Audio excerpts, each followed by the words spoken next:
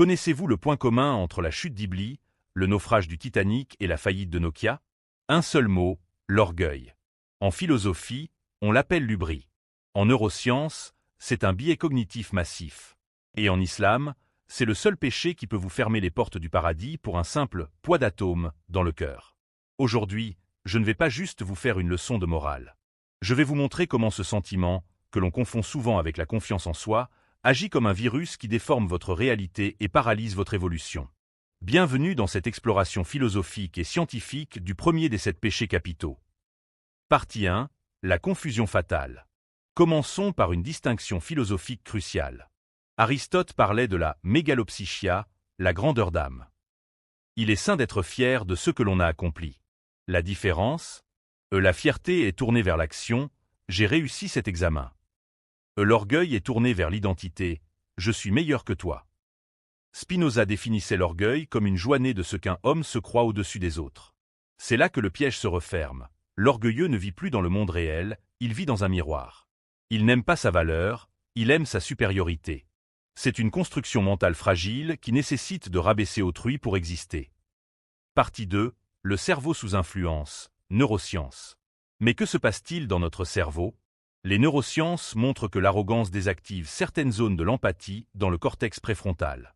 Plus on se sent supérieur, moins notre cerveau traite les informations venant des autres comme étant pertinentes. On appelle ça le biais de surconfiance. L'orgueilleux souffre d'une anosognosie sociale. Il est littéralement incapable de voir ses propres erreurs. C'est pour cela que les plus grands empires s'effondrent. Leurs leaders deviennent biologiquement sourds aux signaux d'alarme. L'orgueil n'est pas une force, c'est une amputation cognitive. Partie 3. Ma conviction. En tant que professeur nourri par la tradition islamique, ce concept prend une dimension encore plus profonde. En arabe, on parle de al-kibr.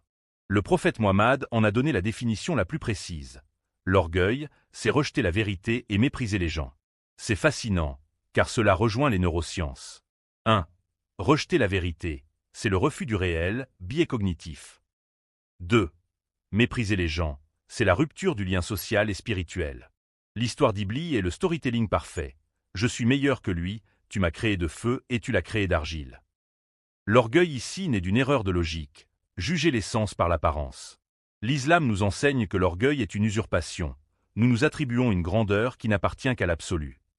Partie 4. Le remède. Alors, comment s'en sortir? La solution n'est pas de se détester, mais de pratiquer ce que j'appelle l'humilité radicale. Le sage musulman vous dira que nous venons d'une goutte d'eau méprisable. Regardez l'exemple d'Omar ibn al-Khattab, l'un des hommes les plus puissants de son temps, qui portait lui-même des sacs de farine pour les pauvres pour casser son ego dès qu'il le sentait gonflé. Le remède, c'est le service. On ne combat pas l'orgueil par des pensées, on le combat par des actes qui nous remettent à notre juste place. L'orgueil est le plus grand des péchés, car il est celui qui empêche d'apprendre tous les autres. Si vous croyez être arrivé, vous avez déjà arrêté de marcher. Dites-moi en commentaire, quel est le domaine de votre vie où votre ego vous joue des tours? On en discute. Abonnez-vous pour ne pas la manquer. Paix et sagesse sur vous.